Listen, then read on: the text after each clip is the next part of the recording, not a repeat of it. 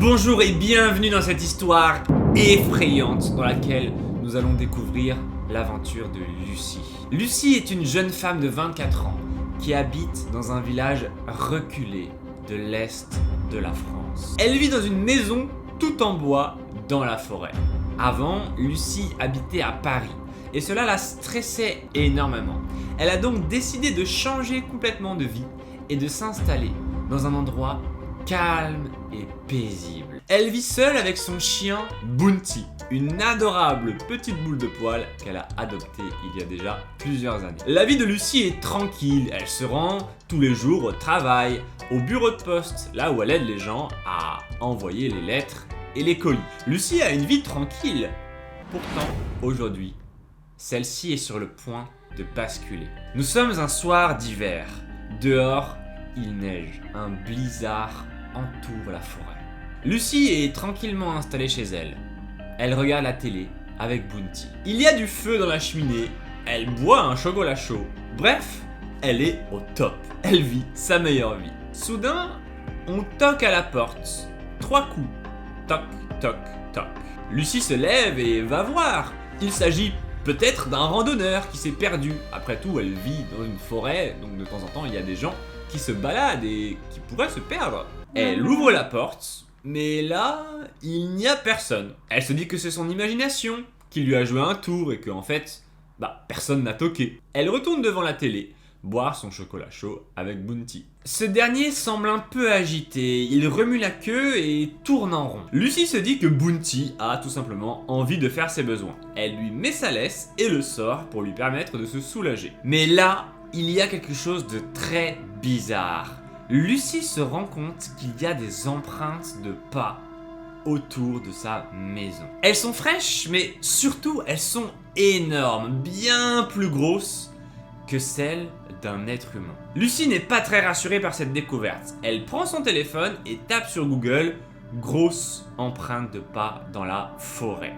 Google lui suggère qu'il s'agit peut-être d'un ours. Tout à coup, Bounty se met à aboyer dans une direction et Lucie regarde vers là-bas. Et là, elle semble distinguer une espèce d'ombre au loin à travers la neige qui tombe. Et puis soudain, un immense rugissement qui lui glace le sang.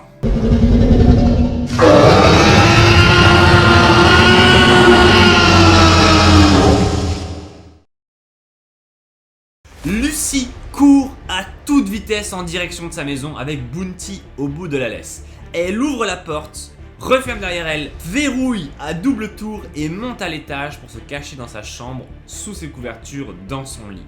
Elle a la peur de sa vie. Le lendemain matin, Lucie se réveille fatiguée. Elle a fait des cauchemars toute la nuit. Elle se lève, descend dans sa cuisine, se prépare un café. Elle sort de chez elle, démarre sa voiture et se rend au travail comme d'habitude. Tout se passe bien. Les heures défilent, les jours, les semaines et aucun problème à l'horizon. Elle rencontre même un garçon, Thomas. Il est beau, gentil et elle fait même la cuisine. Ils passent beaucoup de temps ensemble, notamment ils adorent se balader tous les deux dans la forêt. Un soir de forte tempête, alors qu'il neige et qu'il y a un vent de fou à l'extérieur, Thomas et Lucie sont dans la maison dans la forêt. Et là, le courant saute. Plus de lumière, plus d'électricité, rien. Thomas se propose d'aller chercher des bougies au magasin du village parce qu'ils ne veulent pas rester dans le noir.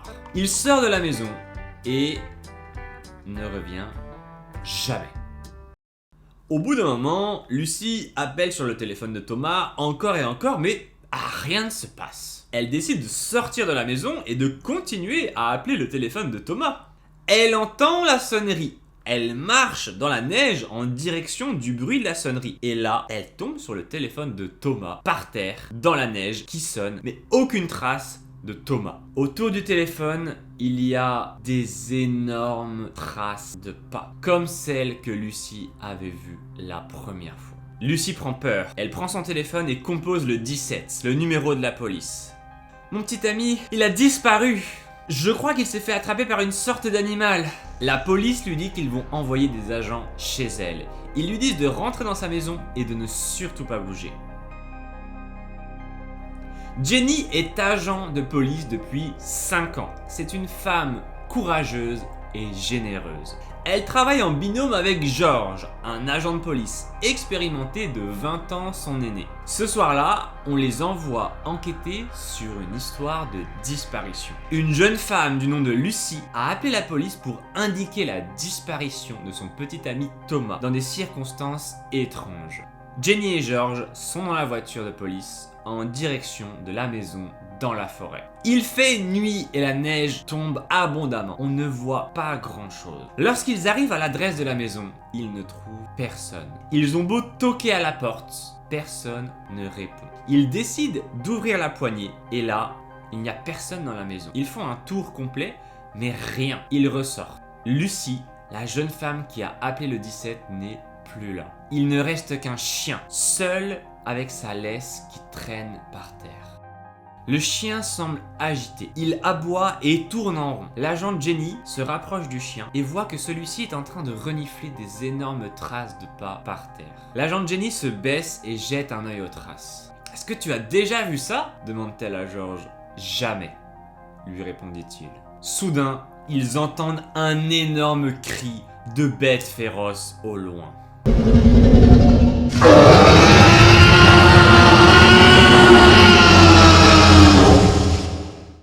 Jenny et George sortent leurs armes et se dirigent dans la zone d'où vient le cri. Ils marchent, fouillent la zone de fond en comble, mais ne trouvent rien. Ils reviennent vers la maison et là, le chien a disparu. « Quelque chose ne tourne pas rond ici », dit Jenny. « Rentrons au poste », dit George. Les deux policiers remontent dans leur voiture et commencent à emprunter le sentier pour sortir de la forêt.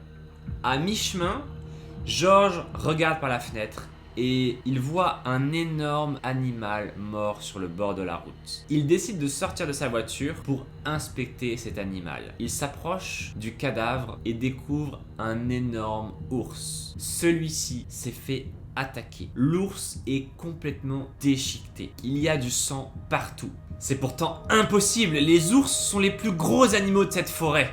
dit George. Il retourne à la voiture pour retrouver Jenny. Il ouvre la portière et là, il voit Jenny complètement paralysée, les yeux grands ouverts, les mains tremblantes. Elle lui dit « J'ai vu quelque chose.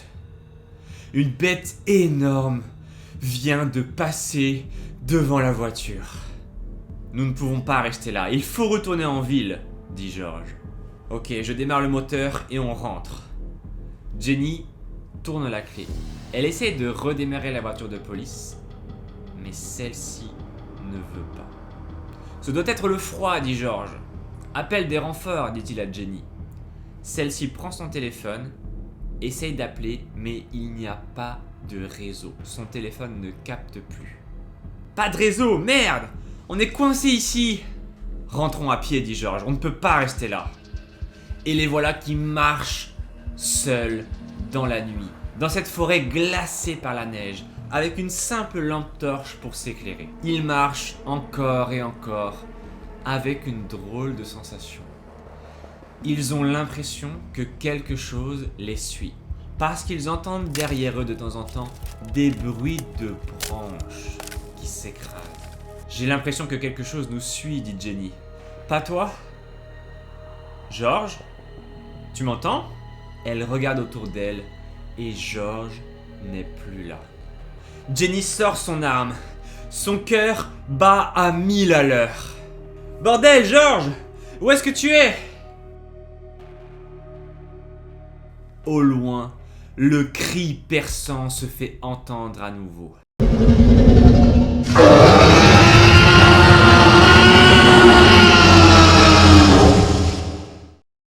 La bête est là.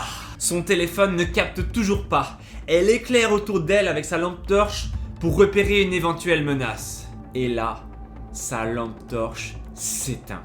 Elle n'a plus de pile.